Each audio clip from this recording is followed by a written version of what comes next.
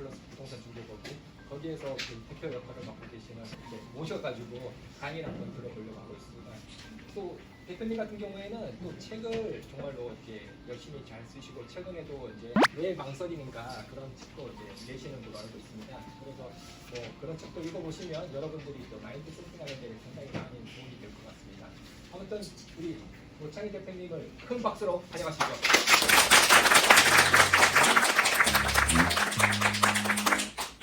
네, 반갑습니다. 방금 소개받은 메이트플러스 중개 노창입니다.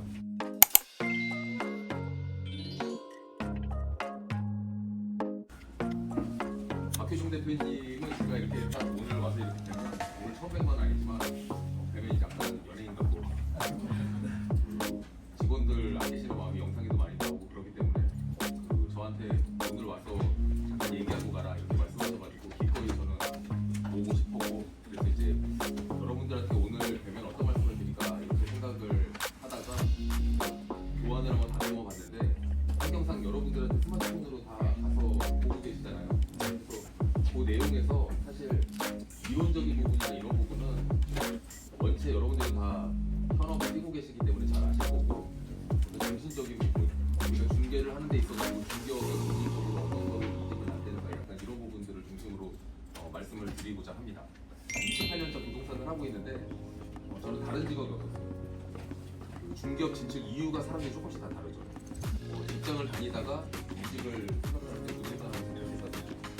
그리고 막연하게 친구가 부동산 하는데 돈을 잘 번다고 한다고 부동산 가격이 비싸고 한국이 이제 부동산 붐이 불어있는 나라니까 뭔가 돈을 벌 것 같은 그런 생각으로 막연하게 하시는 분들도 있어요. 이왕 이제 이렇게 모이셔서 이제 부동산을 하게 되셨으니까 생각을 돈을 벌기 위해서 뭐 취업을 하기 위해서 부동산을 하는 게 아니라 부동산 하려고 나는 이 회사에 다닌다 이런 마음을 갖고 다니시면 뭔가 멘탈적인 부분에 있어가지고 벽을 만났을 때 돌파할 수 있는 그런 에너지를 좀 더 크게 낼 수 있다 그런 생각을 해봅니다. 저희 회사는 그 모사가 제스타메이트인데 인근에 저희가 관리하고 있는 대형 건물들이 많이 있어요. 본사에서. 근데 멘탈적인 부분을 아까 이제 말씀드리다가 부연 설명을 드리면 자산 관리하는 대형 건물이 500동이 넘을 정도로 많은 회사고 근데 희한한 거는 뭐냐면 부동산을 전공하고 부동산을 열심히 하는 사람들이 저희 회사가 8, 90층을 쓰고 있는데 9층, 10층이 제스타메이트에서 피해받는 부서들이 업무를 하고 있고 8층이 중개법인인데 똑같은 부동산을 일을 하는데 제가 볼 때는 다른 직업의 사람들이에요. 그 이유는 뭐냐면 열정을 피우더라도 여러분 같은 사업자, 공인중개사에 많이 있는 사람들이 일을 하는 사람들은 일이 있을 때 6시가 됐는데 일이 남았는데 퇴근하지 않아요. 저희 중개법인 분들도 토요일, 일요일도 나와 있는 경우가 상당히 많이 있고 심지어는 뭐 저도 약간 정신병자긴 하지만 설날 다음날 저도 회사에 나왔었거든요. 근데 저만 나와 있는 게 아니라 여러 명이 나와 있어요. 그래서 실제로 왜 나오는가 이렇게 생각을 해보면 그분들이 자기 사업을 하는 분들이고 월급쟁이가 아니잖아요.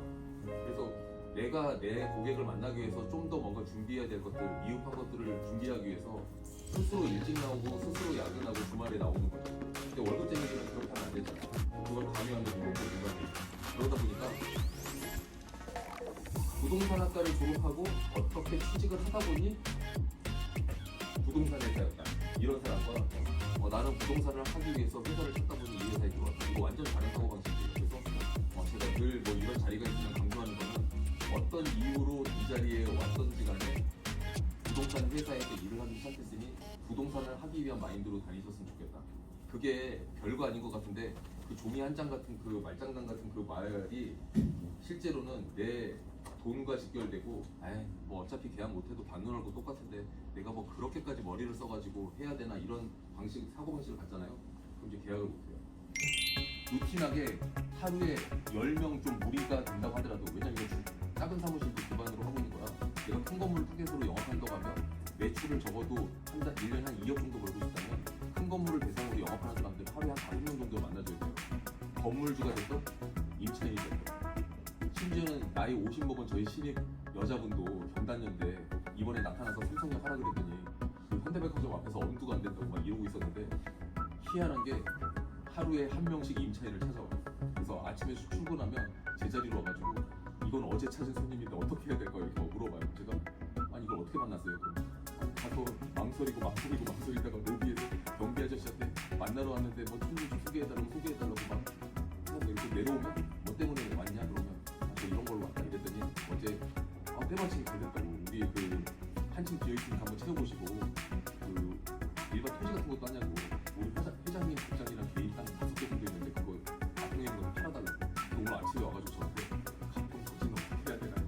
이렇게 자료조사 하신 다음에 정보를 주신다고 얘기하면 하루 날 잡아서 가평에 가서 그냥 놀러 가셔가지고 땅에다가 MSI 말좀 바꿔주시고 근데 부동산들한테 수수료 70% 준다고 다 뿌리시고 대신에 그 뿌린 이후에 어떻게 진행되는지 그 뿌린 부동산들한테 상세하게 정기적으로 연락하셔가지고 진행되는 거 데이터 수합해서 건물주한테 정기적으로 보고하시라고 그래야 그 가평일도 잘 진행해주고 있다는 그런 이유로 삼성동 건물을 계약하고 접촉받을 수 있습니다.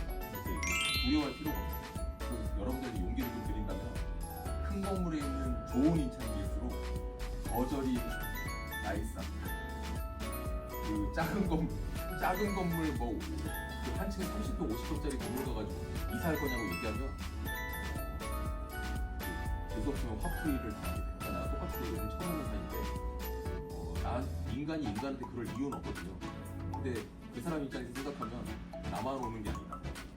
근데 나까지 가가지고 이러면 화를 낼만 하단 말이에요. 그래서 그 사람의 인성도 문제지만 갔는데 이사하니까 가세요 뭐 이런 경우가 있어요. 그럼 상처를 가지 마시고 큰 부부싸움이 아침에 있었구나 아니면 집안에 무슨 우환이 있구나 이렇게 생각하고 너는 너의 그 화를 잘 다스려라 나는 영업을 하러 간다 이렇게 생각해야 마음이 상해.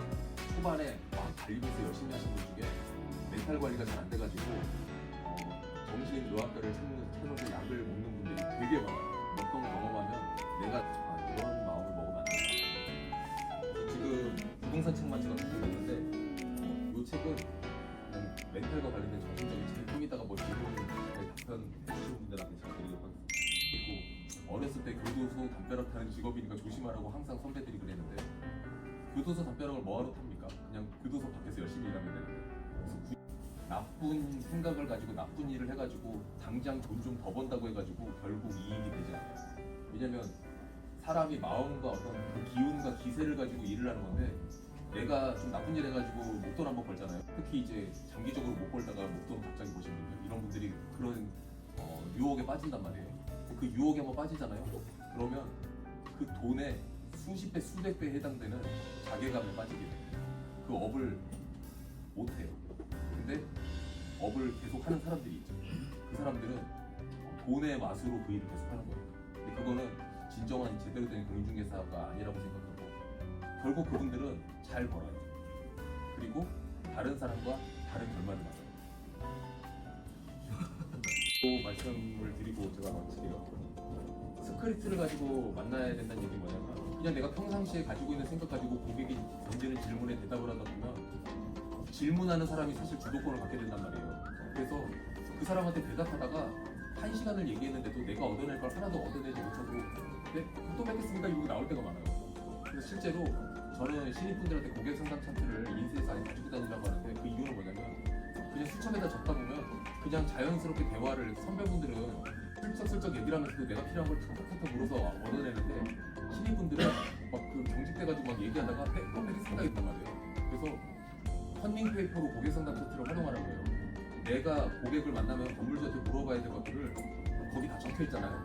그러면 건물주 옛날 살아오신 얘기, 용산에서 어떻게 강남 부자가 됐는지 막 이런 얘기를 듣고 있다가 속으로는 그 휘말려가지고 시간을 날리지 말고 나 물어봐야 되지. 그 임대권 얼마 생각하시는데요? 사실을 다 물어볼 수 있는 컨닝 페이퍼를 쓰라는 거예요. 그래서 고객을 만났을 때 그런 걸로 처음에 보안 장치를 가지고 또 만날 때 뭐라고 얘기할지 첫 마디를 뭐라고 끼워야 될지 이런 스크립트를 연습하신 다음에 여기 인원이 많으시니까 옆에 친한 분들이랑 야 나 오늘 건물주 만나러 갈 건데 첫 평짜리 제안하려고 하는데 그 네가 건물주 역할이 돼가지고 한번 같이 롤플레이를 해보잖아. 저희는 회사에 그 스크립트 폼이 있어가지고 필요하신 분이 제가 보내드릴게요. 그 건물주를 만났을 때 임차인을 처음 찾아갔을 때 현장의 공사장을 찾아갔을 때 이런 상황별로 신입 교육할 때 이렇게 읽은 다음에 둘이 한번 해봐요. 부동산은 호기심이 많아요. 저 뭐 하고 있네 그러면 잘 짓네 이러면 안 돼요. 저거는 내 돈이 될 수 있다 이런 생각을 항상 하시고 접근하시면 아까 제가 계획표에 찍어놓은 거에서 소설가처럼 원하는 게 안 되더라도 매출 목표가 차진다고 하는 거는 그런 변수들은 그 계획표에 들어가 있지 않기 때문에 그래서 그런 변수들을 무시하지 마시고 집에 퇴근하는 길이라고 하더라도 뭔가 돈이 될 만한 건물이 지어지고 있다. 그리고 느낌상 뭔가 저거는 명도 중이다. 이러면 꼭 건물주를 만나셔가지고 내 고객이 될 수 없는지를 계속 트레이 하시다 보면 상당히 많은 여러분들의 부가 수익으로 도출될 수 있어요. 아시겠습니까? 정면에서 제가 제일 많이 쳐다봤는데 하나 드릴게요. 나는 이 책을 꼭 가져야 되겠다. 네, 정말로 오랜 시간 동안 업을 하시다 보니까 관심 얻은 어떤 느낌들이 그대로 다 전달되는 것 같아요. 다시 한번 감사의 말씀 드리면서 박수 한번 치시죠.